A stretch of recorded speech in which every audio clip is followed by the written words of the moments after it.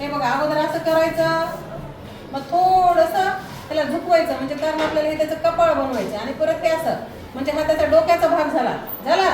आता काढूया कान. कान कसा काढायचा? असा मोठा गोल करायचा अर्धा आणि परत त्याला इथं ह्याच्या बरोबरीने घेऊन यायचं. झाला कान. तसंच इकडून पण करायचं. काढले दोन्ही.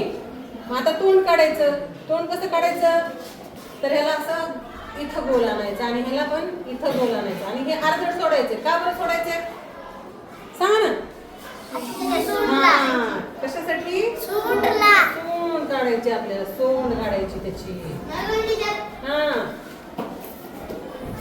मग सोंड काढू आपण त्याची आता. आणि आता आपल्याला त्याचं काय काढायचंय? पोट काढायचंय. मग हत्ती कसा असतो रे? डब्बू असतो का? नाही. का पतला असतो? कसा असतो? लक्षात यायला का बघा? अरे काही हो नाही म्हणता का नाही? मग कसं म्हणता? आता बघा सगळ्यात मेन काय करू आपण त्याचे डोळे. आपण जरा त्याला मजेशीर बनवूया. आपला हत्ती कसा असा वेगळा दिसला पाहिजे काहीतरी.